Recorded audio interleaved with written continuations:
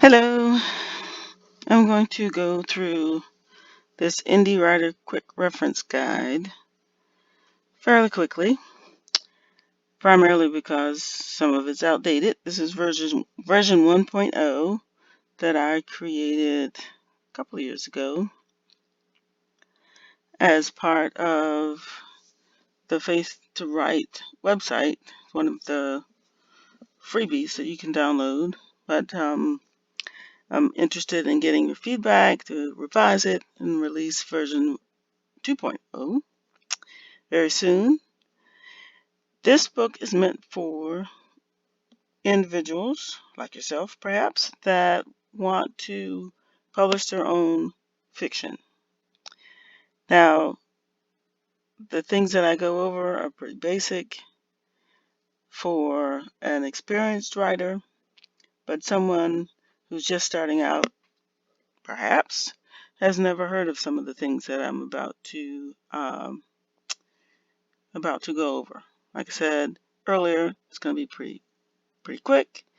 I'm going to be using this as part of a watch party so I can get some feedback, and it's going to be on YouTube as well. So if you're seeing this on YouTube, please leave some comments below. And I know some of it's outdated, but I would like to think that most of it is still reliable and useful for present day. So that said, let's get started. So what do you really want? First things first, you want to write a book. You want to put it on Amazon. You want to put it on Barnes & Noble, other outlets. That's you. Good. Keep reading. Keep following along. This resource is primarily listing free or low-cost ways to self-publish your book. It is not um, foolproof. Rather, a foolproof method to fame and fortune. It does not tell you how to start a self-publishing business. It tells you how to do it yourself. Self-publish. Anyway, so if you have any questions, I'll list my contact information at the end. So you got this bestseller in your mind and you started typing and you hit a wall. A couple hours later, you hit a wall. You only got 5 pages written and you run out of things to say. Don't freak out. Remember that. Don't freak out. That's happened before to many people. That's why I was able to write that from personal experience. It wasn't something I read on somebody else's blog. It happened to me many times. I realized that it comes down to not listening to those negative voices in your head, not taking it as a sign that you're not meant to be a writer. I've written, produced 10 different or 10 different works of fiction, different lengths. 2 were traditionally published. The other 8 I've self-published. So I think I've worked most of the kinks out. Still a work in progress, still learning. But the simple fact is writing is hard work. It takes practice and it takes planning. Now, in that planning, I'm going to split this out into 3 phases. Audience evaluation, outlining your masterpiece, different forms of outlining. I know that. Don't jump on me just yet. Let me get through it. And then you got to sit down and write the thing. It's as simple as that. So whether you're writing for people who love westerns, people who love literary fiction, like To Kill a Mockingbird or what have you, that's really what you've got to decide at the very front. That's going to help you with marketing. You know, writers today have to market. Whether you self-publish, traditional publish, publishers want you to know how to market and what that's all about.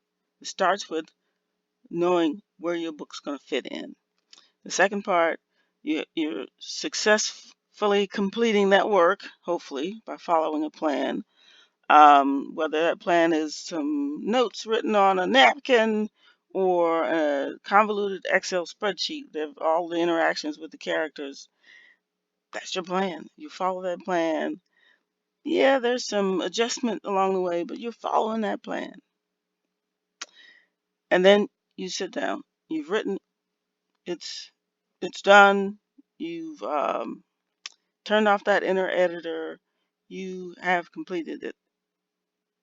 whether it's a very rough or quasi-rough draft, you've actually done it.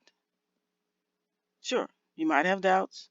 We all have doubts as writers, but at some point, it's done. And you're ready to revise and rewrite. What tools do you use? I get that question a lot from um, aspiring writers. Word is a go-to. Whether you pay for it or use it on Office.com's website, Google Docs, Google Drive, that's free. As long as you have a Gmail account, you have Google Docs and Google Drive. OpenOffice is another word processing software, free, as long as you have a laptop, desktop with all the appropriate capabilities listed on OpenOffice.com. And then Scrivener is a piece of software that is not free, but it's got all kinds of perks in it, including formatting your document for upload to Kindle Direct Publishing, Amazon, KDP. Here's another couple of things that I get questions on. What are the fiction book lengths? Like how long, word count wise, should different things be? And they're listed out here. Short story versus novel, novella versus novelette. You can read those there. And this is from Science Fiction and Fantasy Writers of America's Nebula Contest guidelines. I didn't just make those up. Different organizations might have different word count limits, but these are four distinct works of fiction. Now, they could fall in any particular fiction genre, or they could be literary fiction. Genre fiction is your easily, maybe not so easily, but your recognizable genres like romance, crime fiction, westerns, inspirational, fantasy, mystery, so forth. Literary fiction, to me, is more character focused, introspective. It tends to be lyrical. It's almost like poetry. So that's way different than your regular category fiction, genre fiction. I'm going to leave you with a couple questions and then I'm going to leave this section. Why are you writing? It's time to be honest. Are you writing just for your ego? That plays into much of the reason why many of us write. Some people are writing for others, say in the sense of writing a biography for someone who's passed on. They've left some notes, so it's not about you; it's about them. Uh, but in many respects, if you're just writing genre fiction, it is about you. But you're also writing for other people, these readers out there. So what message do you want them to take away? That's the second question. What message or messages can your writer, your ideal writer, take away? That's going to help with the marketing. That's going to help you focus your energy, your creative energy, your muse, or whatever you want to call it, and get that thing done. So it's not just about you. Now, we want to dress that thing up, put a nice cover on it. What's that all about? Number one, you want it to be what the reader is expecting in that genre. So they can, at a glance, figure out, okay, this is mystery, or this is cozy mystery, or this is romance versus romantic suspense. It is really an art form in and of itself. Cover art is, excuse me, not just something you slap together. Now, a little bit later, I'll get into the specifics, the technical mumbo jumbo jargon about type of file and all that good stuff. But for right now, let me just go through some scenario as a person who has no money to spend, but lots of time on their hands to learn how to do all this stuff themselves. Creating their own book interior, you're writing your own fiction, you are designing your own covers, whether you use Canva or whatever, you are formatting that Word file or open office file or what have you with Caliber or Scrivener or whatever you're using, the Vellum or whatever you're using the format. Caliber just is a kind of go-to industry-wise that is free, happens to be a freebie. But in this case, free is not always easy, but it is doable. I used Caliber for many years. And then you've got to upload your cover and your interior files. Two separate files that you're dealing with that you're going to upload to Amazon Kindle Direct Publishing or KDP, assuming you want to be on Amazon. You might not. There are other options, but Amazon is the go-to. Kind of like, a lot of people are using it, so why not give it a try? It is free. If you have ever ordered anything on Amazon, you have an Amazon KDP account. You just have to know how to get to it. And it is kdp.amazon.com. You're free to use their free identification code instead of an ISBN, which is like an international number, 10 or 13-digit string of numbers on the backs of books. It's a unique code that is used. So you follow these four things that I've listed here. Could take anywhere from 2 months to 2 years. Hopefully it doesn't take you that long. But if you are dedicated to it, there are videos, tutorials on YouTube, what have you, that can step you through learning these things. You don't have to pay someone else to do it. In other words, you're paying in blood, sweat, and tears, but you're getting it done. $0, zero out-of-pocket dollars. Okay, so let's talk about another route that's going to involve some money. And I suggest you sit down, be realistic, have a budget, do some fundraising, whether it's a bake sale, you're selling stuff on eBay, what have you, in order for you to bankroll your more expensive, not most expensive, but more expensive route to self-publishing. I think the most expensive one would be to pay someone else that calls themselves a self-publishing company or vanity publishing company or subsidy publishing company. Those would be more expensive.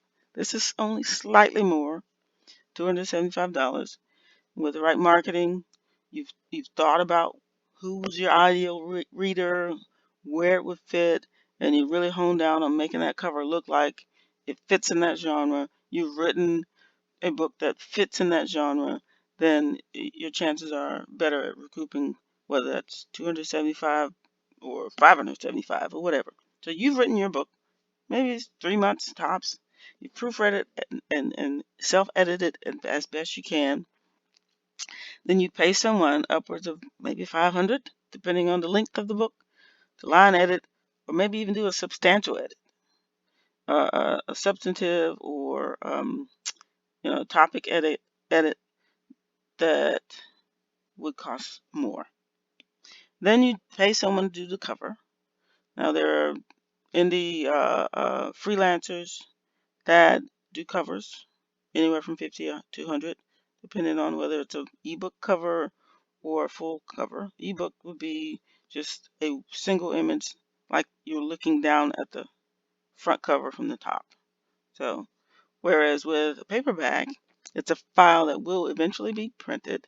So you got a cover, front cover rather, connected to a spine, connected to the back.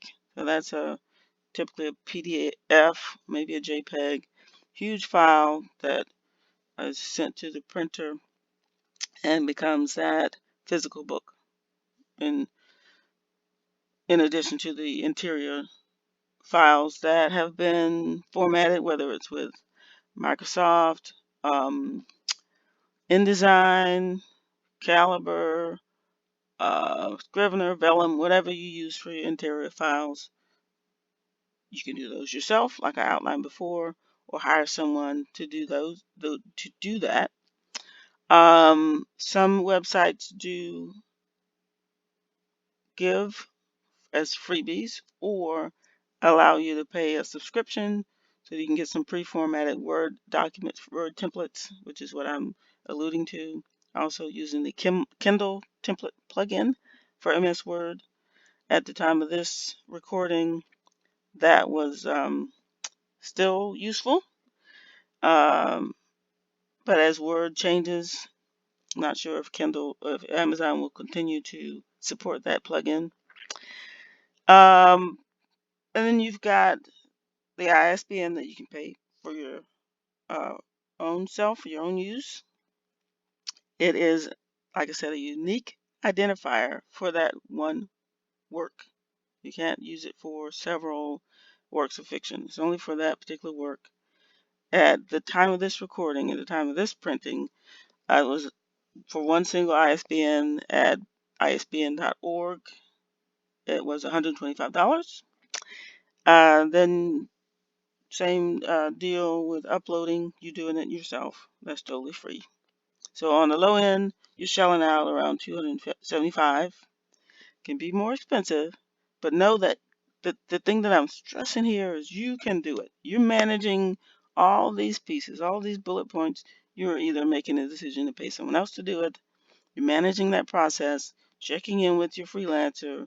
You're on a schedule, and you will receive that product that you keep in your, whether it's Dropbox or wherever you want to keep it, on your hard drive, and you will upload it to KDP. You won't pay them to upload it. You will upload it.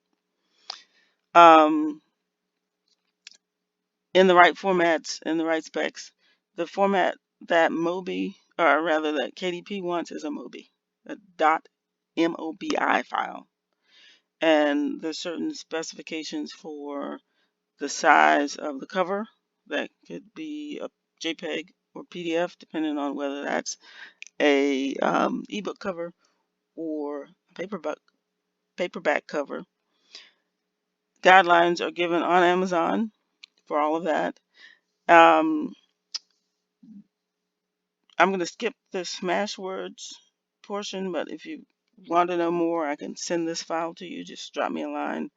In fact, I'll have this as a link during our Facebook watch party and put it in the description on YouTube. So I listed out here some online DIY resources. If you care to make your own covers, check out canva.com. And Adobe Spark also gives options for book cover makers at the time of this recording, at least. And DIYcovers.com is a resource. You might also try Amazon KDP's built-in cover designer. It's a freebie, but yeah, it might be a little too basic. It doesn't give you as many options.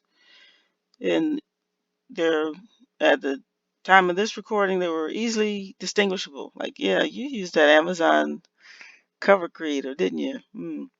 Yeah, so I mean, not to disparage Amazon, but sometimes it just comes across a little too amateurish. I'll just be point blank.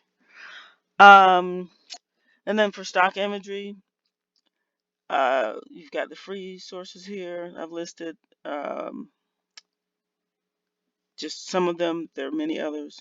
Then for paid, royalty free, meaning that you're not paying a royalty to use these images that you purchase, whether it's a paid subscription or a pay per download. They're listed there. If you want to get crazy with the fonts, I've listed out some font typology kind of websites that you can get into. I suggest not going too crazy. Also, if you really want to get into cover design, and I kind of jumped whole hog into cover design back in the early 2000s, I would suggest becoming a student of cover designs. Whether you go, jump into getting an Adobe Creative Cloud subscription or not, or something along those lines where you're making covers, and that's your entrepreneurship that's your full-time business or even part-time business, I would suggest you just become a student of covers. Look at covers, study covers, look at tutorials um, online, and just kind of delve into that. But kind of, yeah, segue into hiring help. Help can be found on Upwork and Fiverr. You can do join Facebook groups with designers and find them that way. Find them at book groups, writers conferences, so forth and so on. That's all for now. I don't want to go too much over 20 minutes. Many thanks to Jess Waters, who took the photo on the cover here. And here's how to contact me, faithtoright.com/contact. I'm Linda Lee Hargrove, and it's been great leading you through this. Hopefully I didn't go too fast. Leave me some comments, and I'll get to them as soon as I can. Thanks a lot. Bye-bye.